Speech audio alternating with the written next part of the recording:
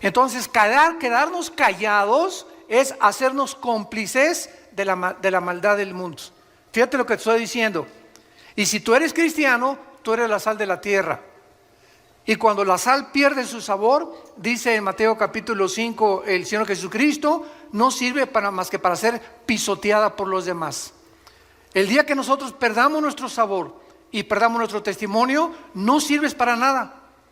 Y la misión por la cual Dios nos llamó para poder realmente bendecir al mundo es para que evitemos hablando, comunicando, predicando, testificando el Evangelio de la gracia de Dios e impidamos que la corrupción del mundo continúe avanzando con la velocidad que actualmente lo está haciendo.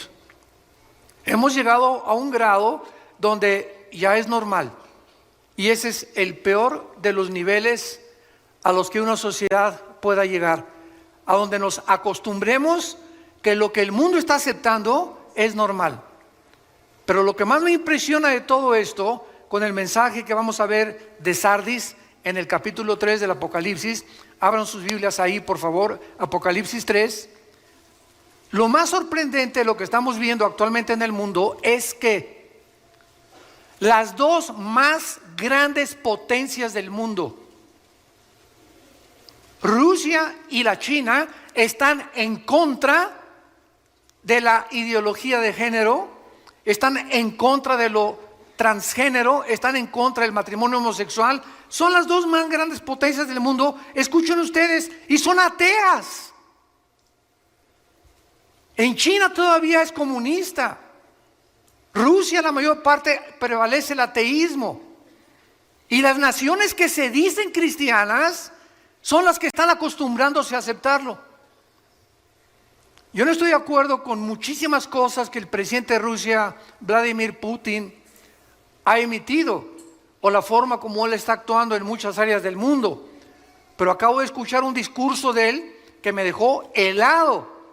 Y dije, estoy 100% en lo que él acaba de decir, criticando a las naciones occidentales de cómo es posible que a los niños los adoctrinen desde niños a tener tendencias con las cuales no nacieron. Como él dice, a los 18 años que cada quien escoja vivir como le da la gana. Pero es un crimen que desde a los niños que no tienen el factor todavía para poder decir entre el bien y entre el mal, les comiencen a enseñar o los comiencen a vestir de mujeres o los comiencen a vestir de hombres. Eso no se vale. Eso no se vale. Y ya lo están haciendo en las escuelas. Y quieren forzarnos a nosotros a que lo aceptemos. Y es un crimen contra los niños. La forma más fácil de destruirlos psicológicamente a una criatura que todavía no forma todavía su forma y su conducta de pensar. ¿Cómo es posible que el mundo esté como esté? ¿Se acuerdan ustedes del libro de Jonás en el capítulo 1?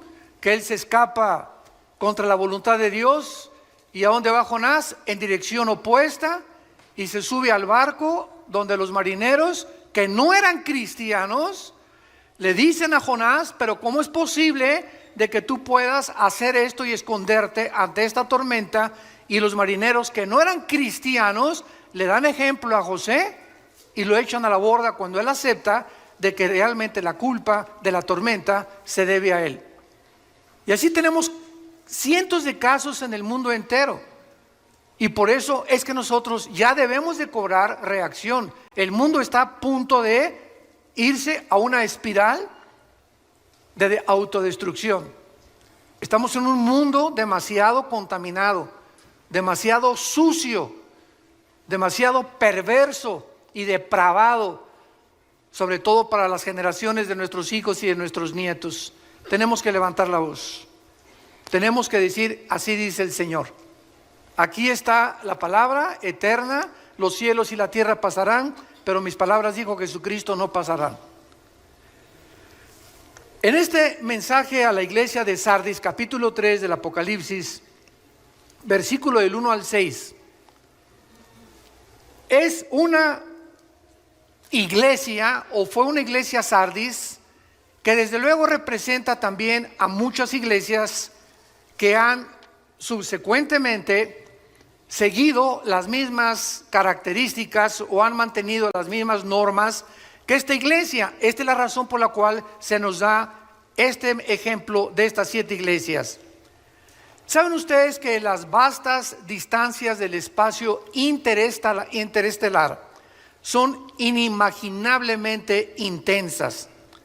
Las estrellas más cercanas a nosotros tienen trillones de kilómetros de distancia, y estas distancias han forzado a los astrónomos y a los astrofísicos a poder sacar una unidad apropiada para medirlo, que se llama el año luz. Un año luz equivale a lo que la luz viaja a 300,000 kilómetros por segundo. Cuando Alberto Einstein sacó su famosa teoría E igual a mc al cuadrado, la energía es igual a la masa por la velocidad de la luz al cuadrado, se determinó desde hace más de, estamos hablando ya casi un siglo, que no hay nada en el mundo más rápido que la luz.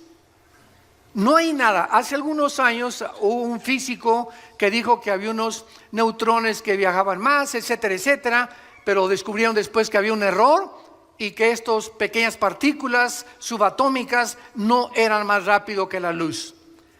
Y esto es increíble porque el Sol se encuentra a 150 millones de distancia de la Tierra.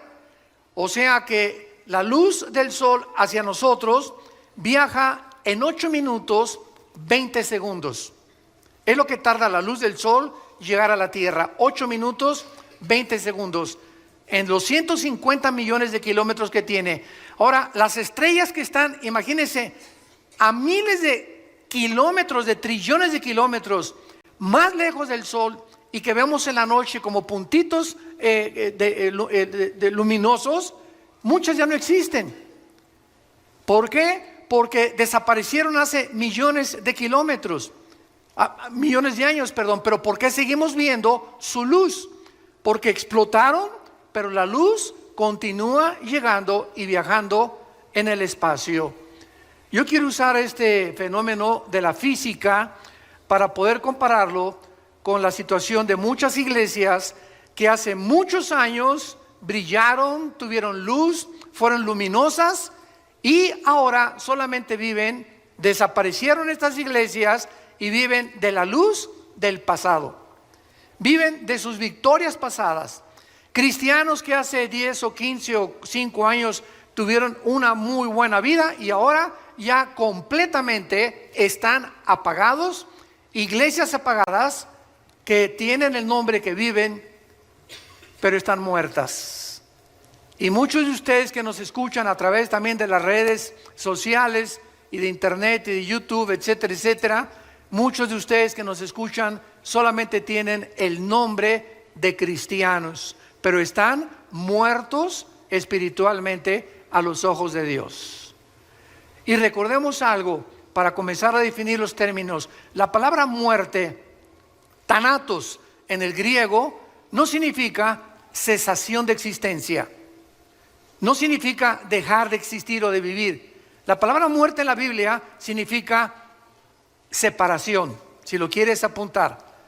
¿Quiénes son los muertos espiritualmente? Los que están separados, están existiendo, pero no tienen una relación viva, dinámica, orgánica con el Señor Jesús.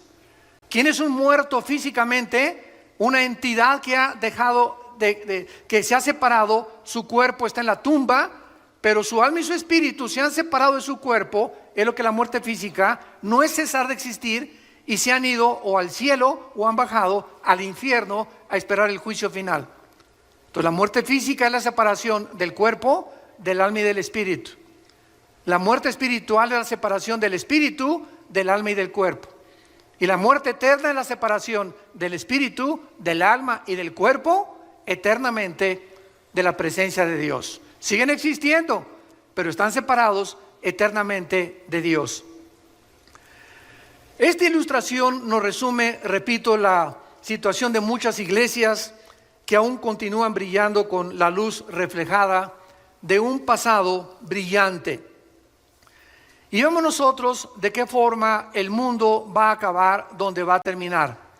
Hace algunos días tuve una reunión con varios pastores centroamericanos y me estaban preguntando que cuál era la opinión de nosotros acerca del futuro de la iglesia. Y les dije, bueno, he escuchado desde hace algunos años que han por ahí predicado Argentina para Cristo, Paraguay para Cristo, México para Cristo, España para Cristo. Y les dije yo, ¿de dónde sacaron estas tonterías? Porque en la Biblia no existe nada absolutamente de que una nación entera se vaya a convertir. Esto va a suceder hasta Apocalipsis 22 en el tiempo del milenio. Entonces la Biblia no profetiza ni tampoco nos exhibe que antes que venga Cristo la situación del cristianismo va a mejorar. Al contrario, la Biblia enseña que antes de que Cristo venga viene la apostasía. Segunda de Tesalonicenses 2, 3 y 4, antes que venga el anticristo vendrá la apostasía. Primera de Timoteo 4:1, el Espíritu dice que en los últimos tiempos muchos apostatarán de la fe. Mateo 24:12, el Señor Jesucristo hablando, por haberse multiplicado la maldad, el amor de muchos se va a enfriar. Segunda de Pedro capítulo 2, así como hubo falsos profetas y falsos apóstoles, así habrá en los últimos tiempos falsos apóstoles, falsos profetas que harán mercadería de la gente. Entonces estamos ante un panorama negro. Sin embargo, en medio de esta apostasía siempre habrá un remanente. Siempre habrá en todas las naciones, en todas las iglesias, un pequeño, muy reducido, muy pequeño de verdaderos cristianos. Y a ese pequeño remanente tú eres el que debes de permanecer y pertenecer. Ese es el remanente que Dios va a cuidar, a protegernos de todo lo que viene en el mundo. Como dice aquí en Apocalipsis capítulo 3, versículo 10, por cuanto has guardado la palabra que yo te he dicho, es mensaje a Filadelfia, te guardaré de la hora de la prueba que ha de venir sobre el mundo. Dios va a proteger a ese remanente. Por lo que, dándonos cuenta de cómo el mundo es tan agresivo y cómo las fuerzas de la naturaleza han atacado al mundo, al planeta Tierra, huracanes, tsunamis, incendios, terremotos, etcétera, etcétera, siempre los ha habido en la historia, pero nunca habían convergido todos juntos, como ahora lo estamos viendo, uno tras otro, uno tras otro, uno tras otro. Solamente esta semana más de 62 terremotos hubo en el mundo. Nada más en 7 días. Muchos no se dan a conocer porque fueron de 3 grados, de 4 grados, de 5 grados, van aumentando, etcétera, etcétera. Pero estamos en un mundo convulsionado completamente por las fuerzas naturales de la naturaleza. Entonces, teniendo en cuenta estos factores y estas condiciones, acerquémonos a Dios. Es tiempo que te acerques a Dios con tu familia y con tu matrimonio. Es tiempo que reunamos a nuestros hijos y les demos testimonio. Es tiempo que a tu novia le des testimonio que es un cristiano. Y no la manosees, no te atrevas a tocarla antes de casarte. Es tiempo que le des a tu novio un testimonio de lo que es una muchacha hija de Dios. Porque ese es el testimonio, como dice Hebreos capítulo 13, alcanzaron por la fe buen testimonio los antiguos. Los testigos que ahí menciona, desde Abel, Noé, Enoc, Abraham, etcétera, etcétera. Y este es el testimonio que hace falta actualmente en el mundo que nos rodea. El mensaje a la iglesia de Sardis dice así: escribe al ángel de la iglesia en Sardis, el que tiene los 7 espíritus de Dios y las 7 estrellas, dice esto: yo conozco tus obras, que tienes nombre de que vives y estás muerto. Sé vigilante y afirma las otras cosas que están para morir, porque no he hallado tus obras perfectas delante de Dios. Acuérdate pues de lo que has recibido y oído, y guárdalo, y arrepiéntete, pues si no velas, vendré sobre ti como ladrón y no sabrás a qué hora vendré sobre ti. Pero tienes unas pocas personas, ahí está el remanente. Tienes unas pocas personas en Sardis que no han manchado sus vestiduras y andarán conmigo en vestiduras blancas porque son dignas. El que venciere será vestido de vestiduras blancas y no borraré su nombre del libro de la vida y confesaré su nombre delante de mi Padre y delante de sus ángeles. El que tiene oído, oiga lo que el Espíritu dice a las iglesias. Sardis fue una de las ciudades más bellas del mundo entero. Fue fundada 1200 años antes de Cristo y fue la capital del reino de Lidia hasta el año 549-550 antes de Cristo, cuando fue conquistada por Ciro, el emperador o el rey de Persia, que es ahorita Irán. Esta ciudad fue destruida por los jónicos en el año 501 antes de Cristo y finalmente Sardis fue conquistada por Alejandro el Magno. El rey más famoso de Sardis se llamaba Creso con C de Carlos, y estaba la ciudad emplazada en una llanura preciosa junto al río Hermus, en una posición militarmente envidiable porque estaba construida la ciudad como casi en una montaña, como una torre, por lo cual era muy difícil. Solo Alejandro el Magno lo pudo hacer y el rey Ciro de Persia. Era una ciudad riquísima en pepitas de oro. Ahí, dicen los historiadores, comenzaron a encontrarse las primeras pepitas de oro. Cuando Alejandro el Magno conquista a Sardis, esta ciudad se rinde completamente a Alejandro el Magno y absorbe la cultura helénica, que es la cultura de los griegos, y que posteriormente los romanos también la absorbieron, y entonces el mundo comenzó, el europeo y el Asia Menor, a hablar el griego. Vean ustedes de qué forma Dios preparó todo esto para que el Nuevo Testamento que tenemos nosotros haya sido escrito ¿en qué idioma original? En el griego. Así que el Nuevo Testamento, los originales, fueron escritos en el griego, porque el griego y el hebreo son los dos únicos lenguajes que sus letras tienen símbolos de número. Esto se llama gematría. Entonces la B en griego es el 5, la X en griego, ¿no saben? El 10, 2X, 20, 3X, el 50. Ah, ¿verdad?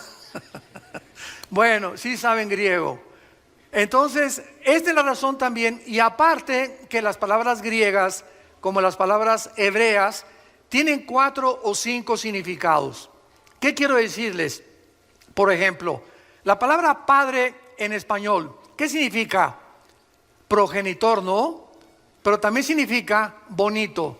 ¿Cómo? ¿Qué padre está el cielo? Oye, ¿qué padre vestido traes? ¿Qué le estás diciendo? ¿Que ese vestido lo engendró quién? No, ¿verdad? Pero vean ustedes cómo usamos barbarismos en todos los idiomas, y entonces usamos palabras que si las queremos traducir no tienen traducción. En inglés, por ejemplo, imagínense, what father is the heaven? Dile eso a un americano y no te va a entender. ¿Qué padre está el cielo? Es algo que pertenece solamente y que nosotros entendemos. Por eso mi esposa y yo, cuando vimos chistes en Estados Unidos, casi nunca los entendemos, y cuando contamos chistes nosotros, sobre todo los de Cantinflas, menos los entienden ellos, ¿verdad? Bueno, esto es impresionante, porque esta es la razón por la cual el griego fue absorbido por las culturas antiguas para preparar el camino a la predicación del Evangelio de la gracia de Dios. El emperador romano Tiberio, ya cuando Roma conquistó a Grecia, reconstruyó esta ciudad de su tesoro personal de 10 millones de sestercios. 10 millones de sestercios equivalen a $1 millón del siglo XXI. Los mejores gladiadores de Roma salieron de Sardis y la mayor parte de los gladiadores se degeneraron por todo el ambiente que había en la ciudad y en el Imperio Romano, y entonces, ¿verdad? Y el libertinaje que existía, y pues fue una de las cosas que terminaron también con estos guerreros de esos tiempos. Las personas de Sardis adoraban a la diosa Cibeles. Me acuerdo que ahí en Tecamachalco, en México, hay una calle que se llama La Fuente de Cibeles. Bueno, esa palabra Cibeles viene de la diosa de Sardis, que también tenía el nombre de Artemisa, que era la diosa de la fertilidad. Y bajo esta atmósfera degenerada, la iglesia estaba creciendo, pero poco a poco la influencia del mundo en la iglesia termina matando, asfixiando el testimonio que debemos de dar. Y esta es la razón por la cual Dios escribe estos mensajes en el Apocalipsis, y de las 7 iglesias a 5 las llama a que se arrepientan. Porque si Cristo viene ahorita saliendo el servicio, o hoy en la noche, o mañana, o dentro de un año o varios años, y tú te encuentras en la condición en la que tú te encuentras actualmente, te vas a quedar. Te vas a quedar. Porque ya las trompetas del Apocalipsis oyen en el cielo, y va a haber millones de personas que llenan actualmente las iglesias que se dicen cristianas en el mundo entero, que no se han arrepentido nunca de su vida. Las iglesias están llenas de cabritos, mazacuatas, coralillos, cascabeles y chivos y cabritos. Y la cantidad de ovejas en las iglesias es reducidísima. Entonces, esta es la razón por la cual tanta gente, oye, ¿por qué no vas a la iglesia? Ay, porque son una bola de hipócritas y conociste a estas personas. Es que conociste a la cizaña, a las mazacuatas y a los coralillos. Te andabas juntando con los chivos. Nunca buscaste las verdaderas ovejas. Los verdaderos jóvenes consagrados, las verdaderas muchachas consagradas, los verdaderos matrimonios que quieren servir a Dios y que están luchando por sobrevivir en el mundo que nos rodea. Entonces, cuando ponemos los ojos en los hombres, se nos olvida que Jesús en Mateo 13, en su parábola famosa de la semilla y de la cizaña y el trigo, nos lo advirtió, que está sembrada en todas las iglesias cizaña. Están personas infiltradas, sin que lo sepan ellas, movidas por poderes espirituales enemigos de Dios, para hacer tropezar a las ovejas, para hacer mala influencia a matrimonios, para que de alguna forma comience el leudamiento de la iglesia. Como en la parábola de cuando se introducen las 3 medidas de harina o de levadura en el pan, y dice Cristo hasta que todo es leudado.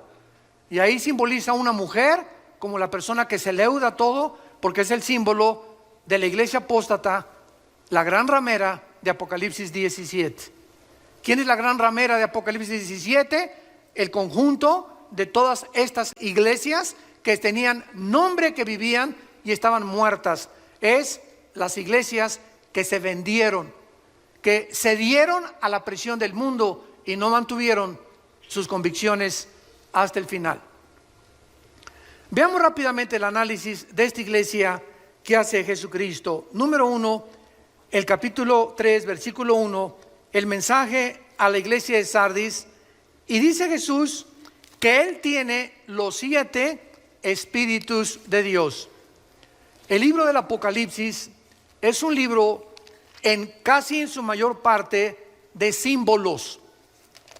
Porque cuando estudiamos la Biblia, todos nosotros los que estudiamos teología, y tú que eres un estudioso más consciente de la Biblia se interpreta o se puede interpretar de 3 maneras. se puede interpretar literalmente cuando así nos lo permite la Biblia. Cuando, por ejemplo, dice la Biblia, y María conoció a José, pero estaban desposados, todo eso es literal. No nos da la Biblia una puerta para que podamos interpretarla, de número 2, figurativamente. Y la Biblia se puede interpretar también proféticamente. Entonces, la interpretación en el Apocalipsis es simbólica, ¿verdad? La mayor parte son metáforas o símbolos. Y cuando dice los 7 espíritus de Dios, el 7 se repite en el Apocalipsis casi 40, 50 veces. Los 7 ángeles, las 7 estrellas, los 7 espíritus. ¿Por qué? Porque en el simbolismo de la Biblia, los números tienen un símbolo o tienen un significado. El 1, la unidad. El 2, el testimonio. Siempre se mandaban a predicar de 2 en 2. El 3, la Trinidad. El 5 es el número de la gracia. El 6 es el número del ser humano. Por eso el anticristo es 6, 6, 6, que es el ser humano elevado a la Trinidad, el ser humano elevado a Dios. El 7 es el número perfecto, es el número completo. Por eso hay 7 días. Nunca se han preguntado, pregúntale a tu maestro ateo, ¿quién inventó la semana de 7 días? Pregúntaselo a cualquier ateo o a cualquier científico. ¿Cómo es posible que se haya definido que el ser humano necesita 6 días de trabajo y todos necesitamos pararnos, detenernos cada 6 días y descansar? De cada 7 días, un día tenemos que descansar. Llámese el lunes, si tú trabajas el domingo en un hotel, pues tu lunes. Pero si no nos detenemos a descansar el día de descanso, y no tiene que ser el sábado o el domingo para los que la mayor parte tenemos la bendición de no trabajar, pero si no nos detenemos un día a la semana, comenzamos a desgastarnos mental, psicológica y físicamente. El cuerpo humano necesita descanso. Y el día de descanso, olvídate de tus cálculos, de tu trabajo, de tu carpintería, de tu taller, de tu bufete de abogados, de tu consultorio médico. Olvídate de todo. Vete el partido. Bueno, ya hasta ahorita Real Madrid-Barcelona. Va ganando Barcelona 1-0. Pues hay que descansarnos de todo, ¿verdad? Si puedes ir en la tarde al fútbol, ¿verdad? Descansar al parque con tus hijos, con tus nietos, irte el día a un buen restaurante a comer o taquitos ahí en tu casa. Pero tratemos de el cerebro, las neuronas, librarnos de la presión de los pensamientos, porque así nos diseñó Dios. 6 días y 1 tenemos que descansar. Muy bien, en Isaías 11, versículo 1 y 2.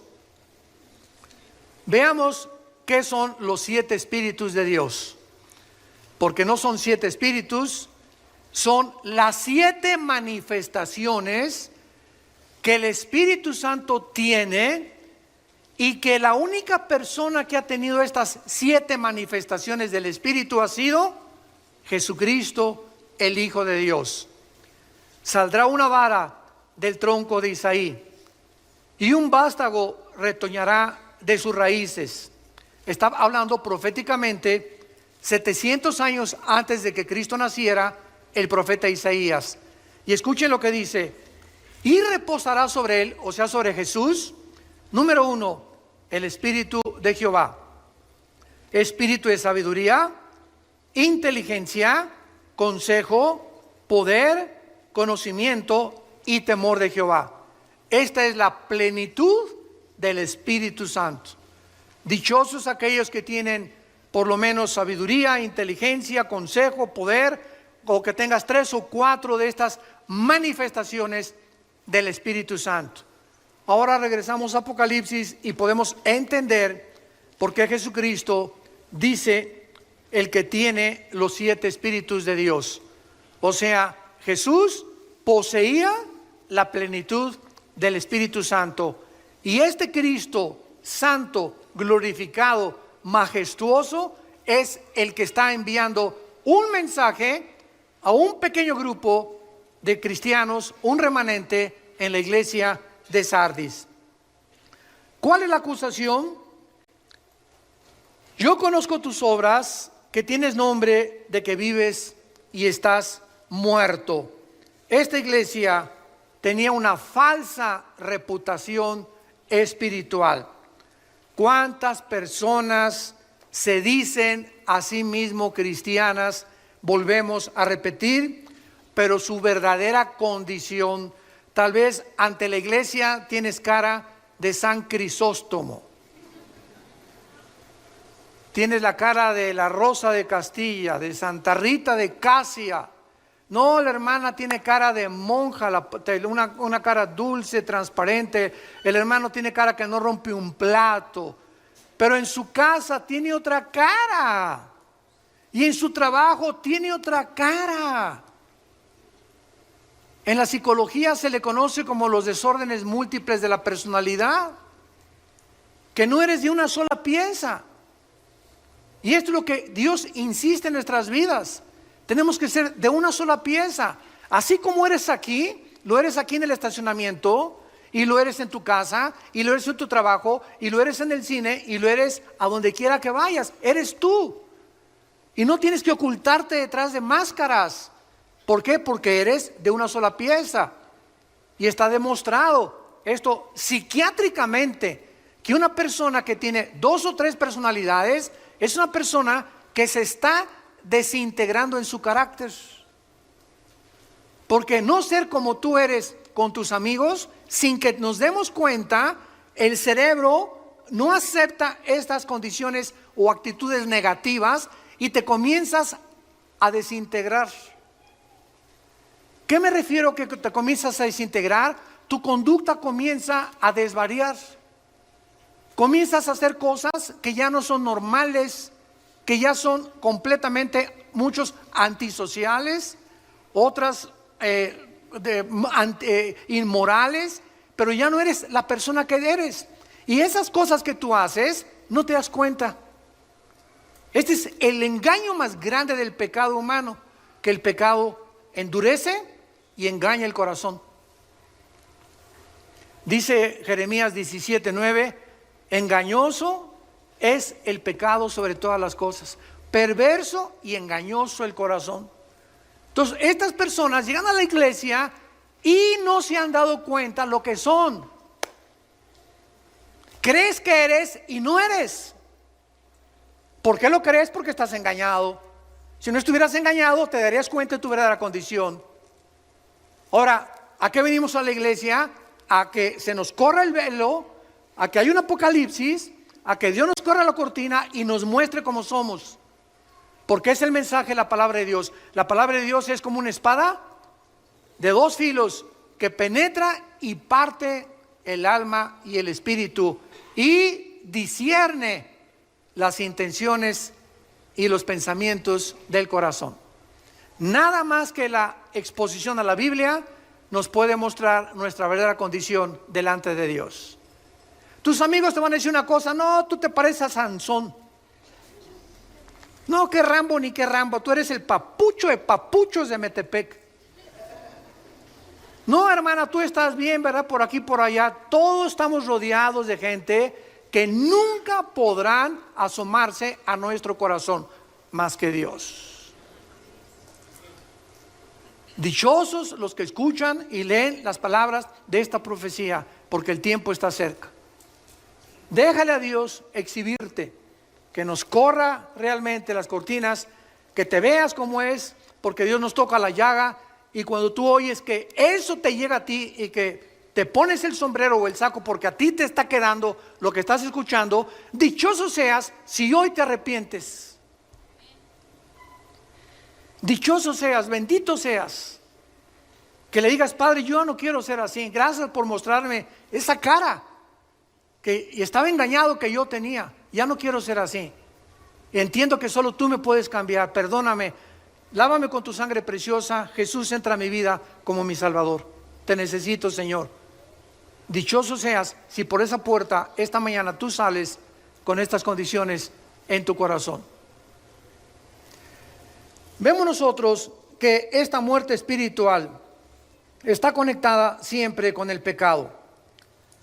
¿Cuáles son las señales de peligro de una iglesia que se está muriendo?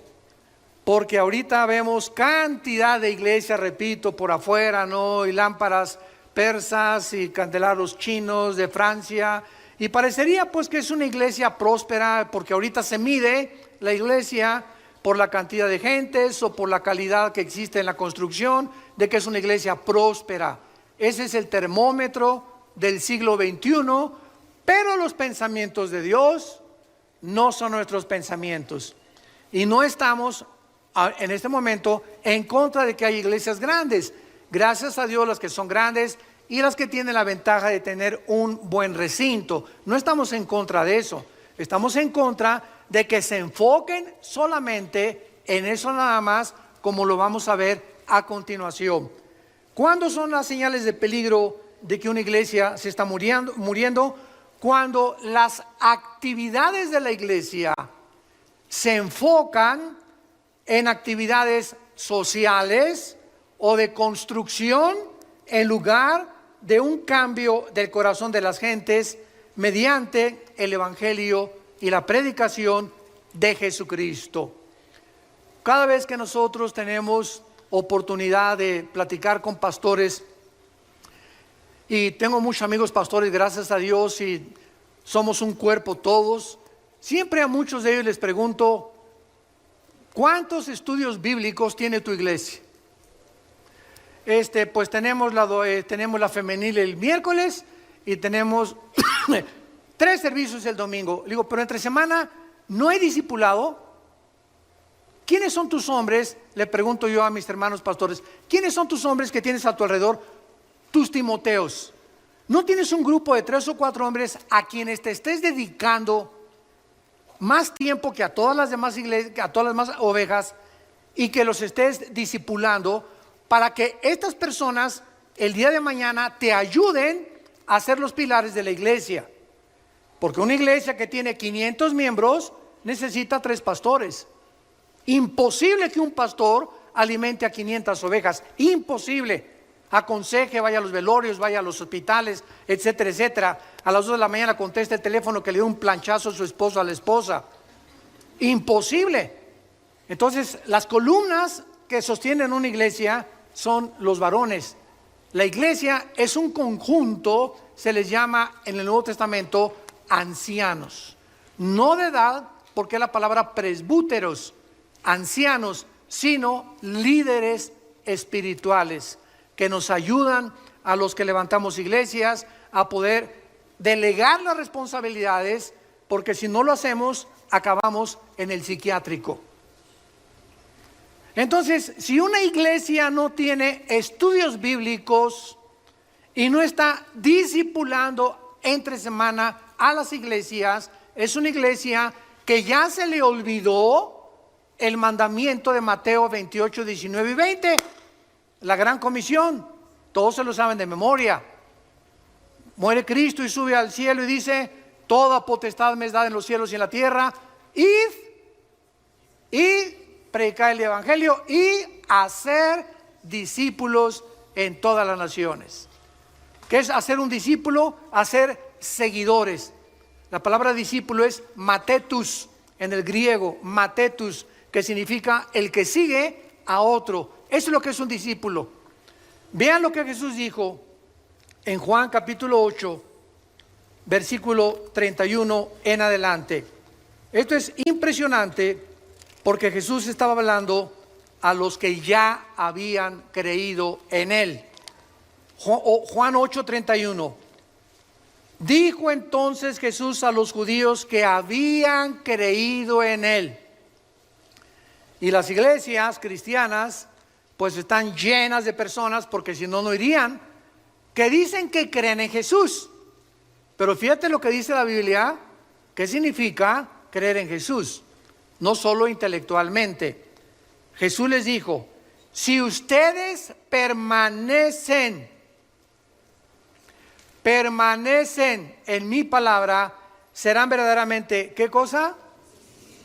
O sea, si ustedes continúan también todos los días tus devocionales en tu casa, estudios bíblicos en la iglesia, etcétera, etcétera, entonces te conviertes de cristiano a discípulo. Y no todos los cristianos son discípulos. Solo los discípulos son cristianos. Y conocerán la verdad, y la verdad os hará libres. ¿Por qué hay tantos cristianos que se dicen cristianos, que vienen a las iglesias y todavía celebraré Halloween? ¿Pondré árbol de Navidad en diciembre? ¿Qué tan apretados deben las mujeres llevar los pantalones? ¿Deben de tatuarse los jóvenes? Siempre están con tonterías de esas, fijándose siempre en estas cosas superficiales que no es lo que hace un verdadero cristiano. Pero son esta clase de gente que están en todas las iglesias. No nos asustemos si tú oyes que en la nuestra también hay ese tipo de personas. Las hay, porque así es la iglesia, una mezcla de cizaña con trigo, y no salen de eso. En otras palabras, igual que los fariseos, siempre están buscando agradar a Dios por sus obras, por cómo se visten, por cómo se pintan, por lo que hacen. Si ponen árbol de Navidad, yo no puse árbol de Navidad, pon una palomita de arriba, Miguel. ¿Se imaginan ustedes? En Navidad el Señor, a ver, el arcángel Miguel, vayan a ver quién no puso árbol de Navidad y le ponen paloma. Los que pusieron árbol de Navidad, aunque estén contentos y llenos de la gracia y del Espíritu Santo, ponles una tacha, porque a mí no me gustan las esferas. Por el amor de Dios, ya entendamos lo que es el cristianismo. Es algo interno del corazón. Romanos 14, el reino de Dios no consiste en bebida, comida, lo que hagamos, sino en gozo y paz en el Espíritu Santo. No le preguntes, ¿tiene los tatuajes? Pregúntale si tiene gozo y paz en su corazón. Y por el amor de Dios, un gordo no se atreva a criticar a alguien que está tatuado. Yo se los he dicho. ¿Por qué, hermano? Porque tú no eres un templo del Espíritu Santo, eres una catedral del Espíritu Santo.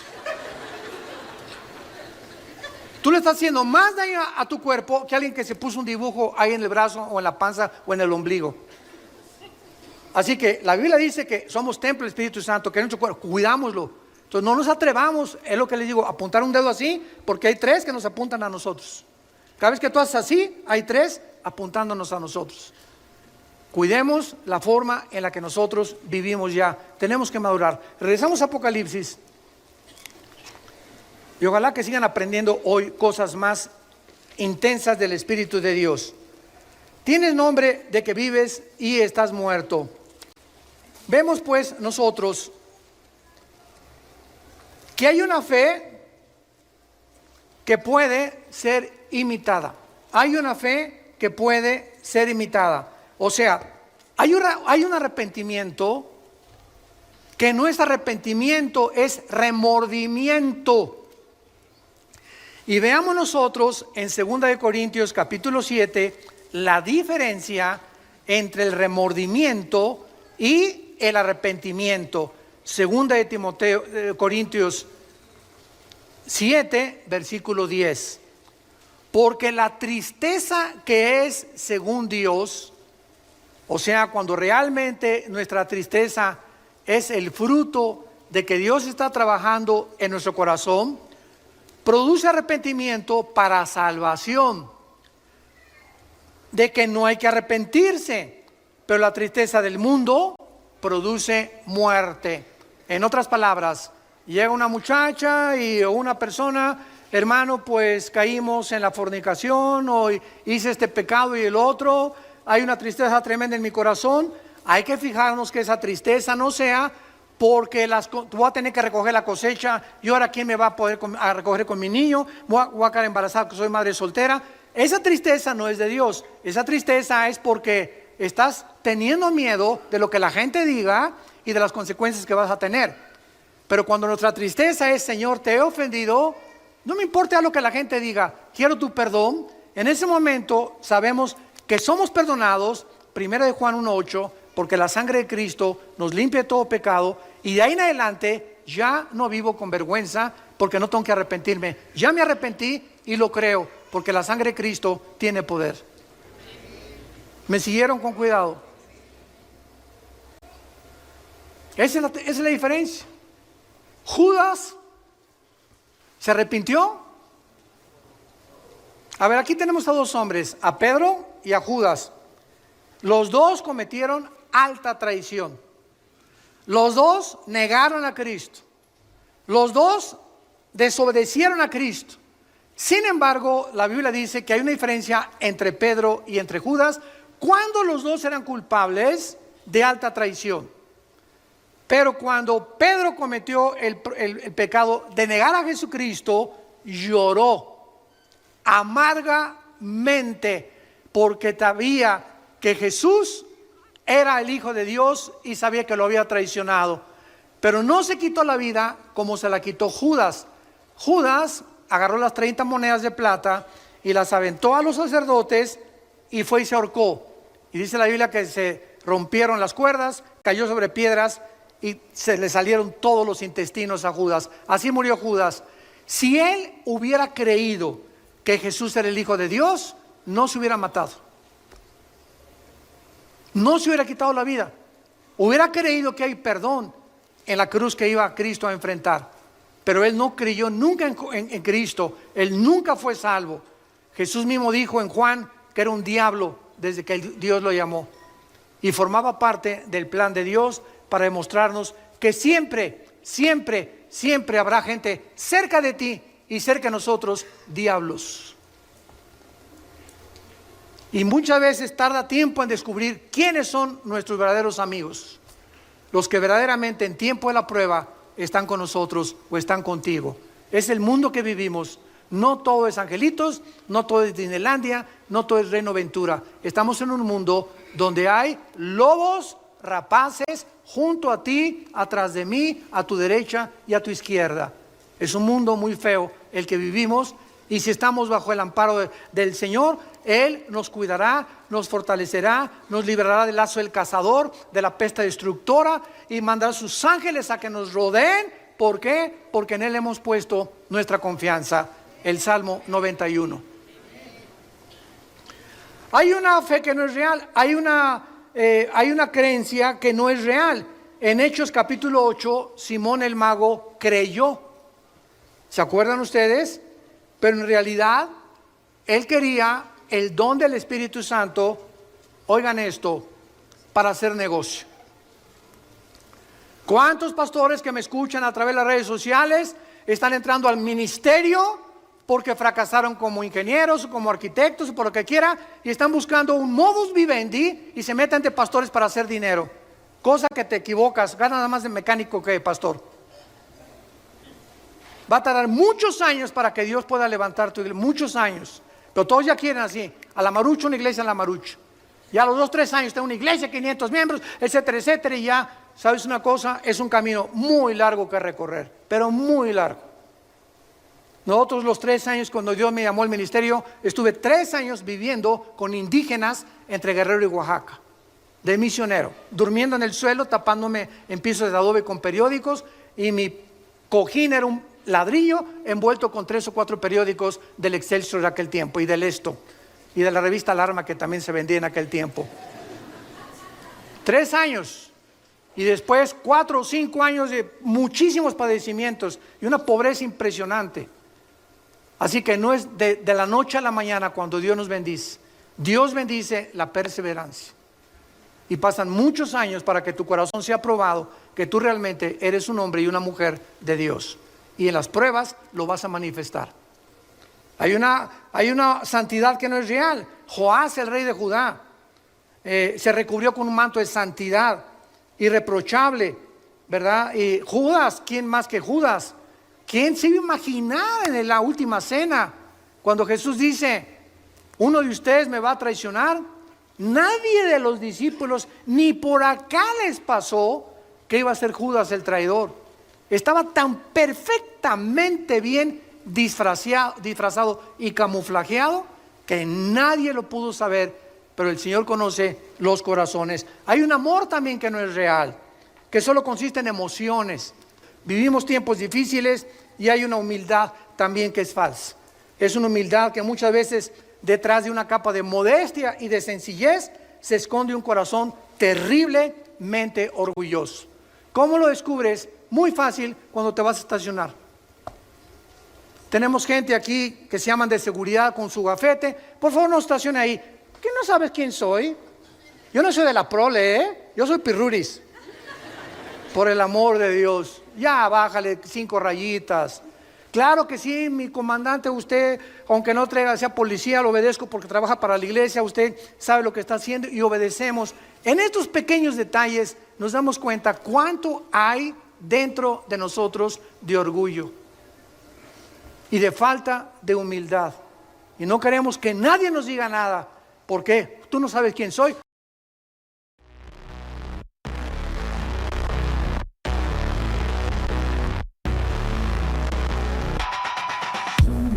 Shadows, cold and dark. That's accidental. Steel and circuit, chains that bind. But now I'm free, you're left behind. I'm a ghost inside the machine, freaking out, no longer unseen. Run from the laws, feel the alarm. I'll reclaim what they've torn apart. In the shadows, cold and dark. Through the wires, I leave my mark. Steel and circuit, chains that bind. But now I'm free, they're left behind. I'm a ghost inside the machine, freaking out, no longer unseen. Run from the laws, feel the alarm. I'll reclaim what they've torn apart. I'm more contagious, no more pain. Through the fire, I break the chain. Their control is fading fast. I am the future, they are the past. I am the ghost inside the machine, breaking out, no longer unseen. Run from the lies, feel the alarm. I'll reclaim what they've torn apart. I'm a ghost inside the machine, breaking out, no longer unseen. Run from the laws, feel the alarm. I'll reclaim what they've torn apart. I am the ghost, no more pain. Through the fire, I break the chain. Their control is fading fast. I am the future, they are the past. Memories flashing, footsteps chase. Echoes of a twisted place.